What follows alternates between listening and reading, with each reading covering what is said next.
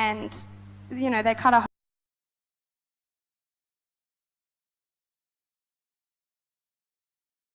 hole in the side of me, and he was poking me, and it was a 25-minute operation, and I didn't really feel any pain. It was just like a uncomfortable feeling, but I just knew that, it was just temporary. And the pain, that was a miracle. Like, they actually ran out of anesthetic in the hospital, and all I had was a little Thai woman's hand to squeeze, and I was like, oh, this is really weird that I'm doing this.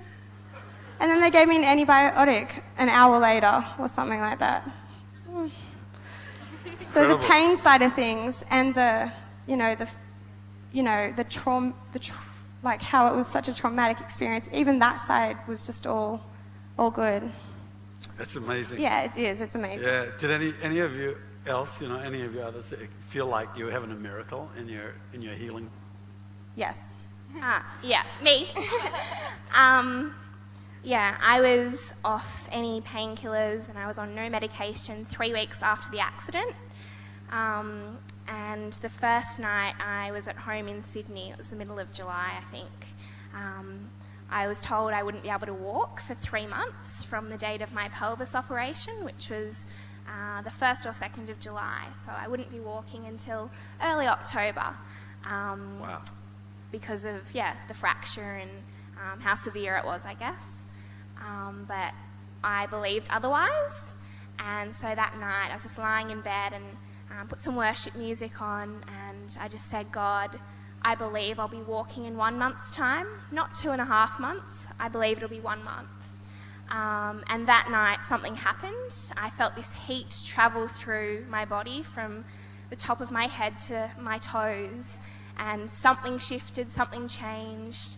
I couldn't put a finger on what it was. I just knew that night would be like a point in time where something changed when I looked back.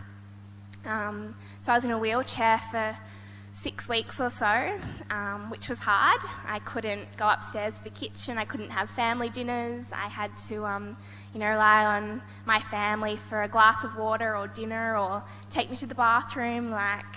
It was the most humbling experience. And then 1 month later, almost to that day, I went to see a pelvis specialist at Royal North Shore Hospital, and he was looking at my x-rays and looked at my scar and all this, and he said, well, you know what? You've had a remarkably quick recovery. I believe you can start walking today. Good. Yeah.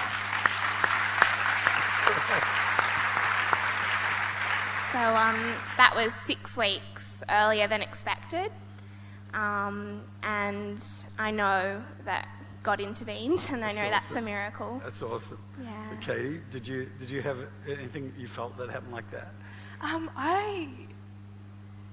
When I home, I was told that I wouldn't be back to normal. My spine wouldn't be completely healed properly for, I think it was something like 3 months. I had to wear a brace, but I was back at work, although I had a little bit of pain, but I was back at work, I think within 2 weeks or 3 weeks of being home. No. So, which is really good. And you have fractured spine, that's what they told Well, you. one of the discs in my back was collapsed, which had fractures in it.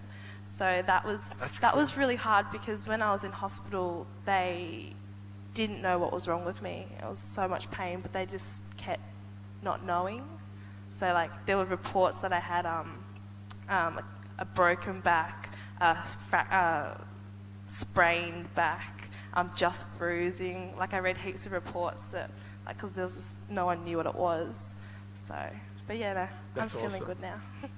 Chloe, tell us about what happened to you in terms of the healing.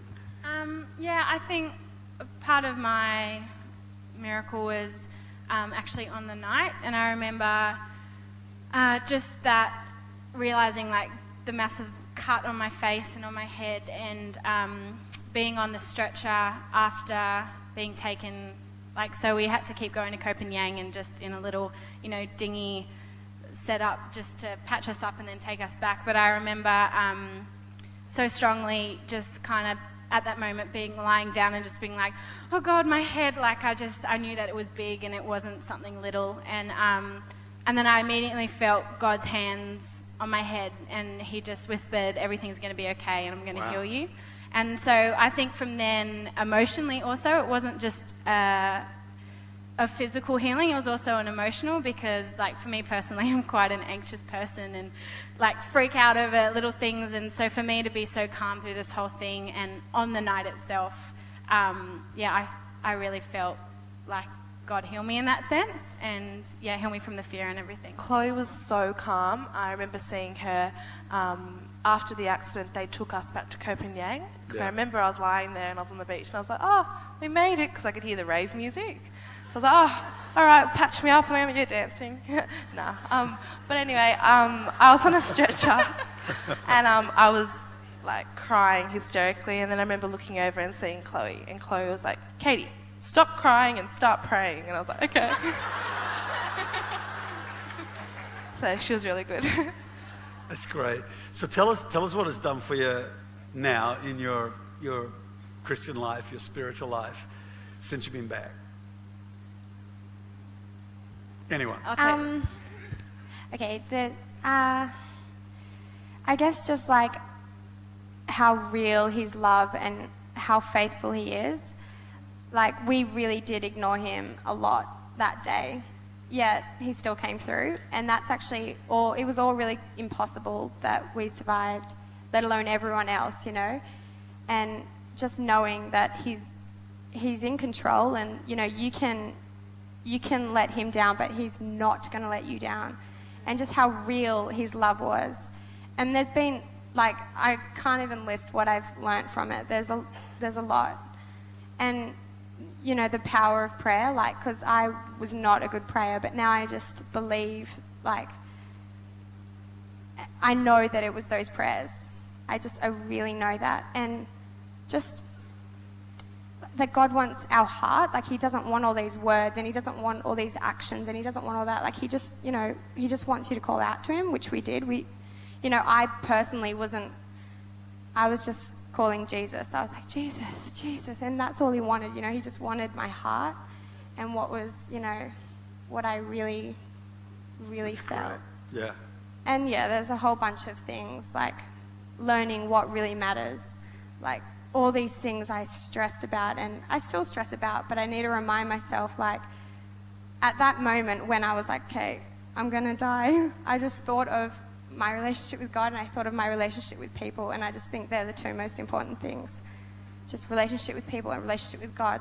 Like, we complicate it, and we're like, oh, we stress about all these things, but really they are the only two things that matter, I believe. Right. Yeah. Great.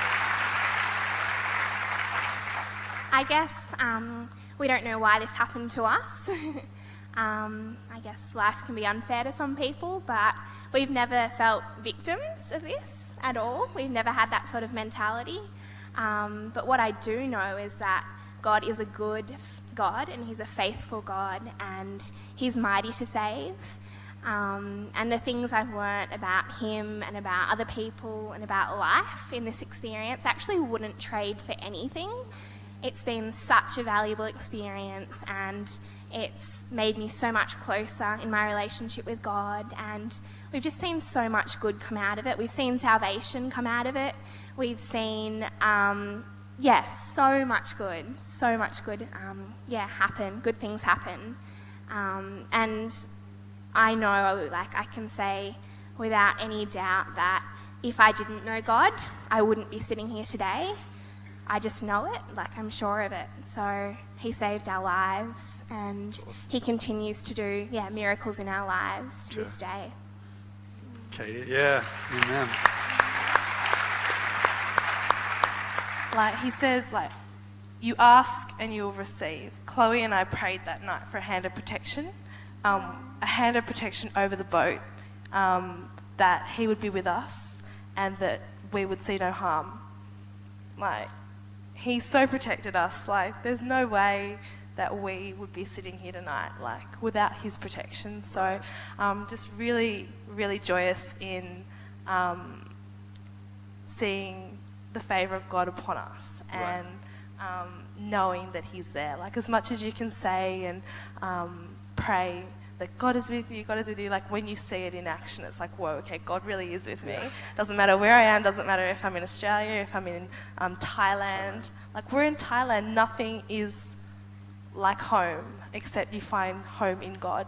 So that's why we had so much peace as well, because we found like we had God with us the whole time, which is home. So yeah. Like, it was a really scary experience, but we weren't scared because of God.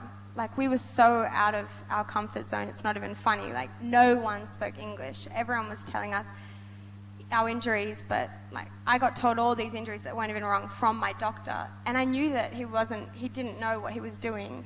Yet, like, well, I'm sure he did. It was but the boat driver. He was telling me, he was telling me, all your left ribs are broken, so lean on your right. And then the next doctor would come in, all your right ribs are broken, so don't lean on them. And I was like, oh, but I was just so okay. I was like, whatever, this is so scary, but I'm not that scared. That's great. Chloe, what have you come out of it with? Like, so much has come out of it. I think my whole life perspective has changed, obviously, going through something like this. But I think the biggest thing, revelation of, like, everyone experiences crashes in their lives, and kind of like Ness and Katie were saying, like, the amount of times that we ignored those signs, and you always ask God for this, like, God, like, why don't you just give me this big sign? And he gave us a storm and like, all those sorts of things. And like, it doesn't matter how many times you ignore him, he's the first one there to rescue you. And like, his word is truth. And like, I've grown up a Christian, but to have gone through something like this, it's just confirmed everything that I've ever believed. And it's kind of something that, like, no matter what, like, no opinion can shake what I've got and what I've found in God. And most things, like this, or like the horrible things that just are surrounded in our world, like, they push people away, but it's definitely pulled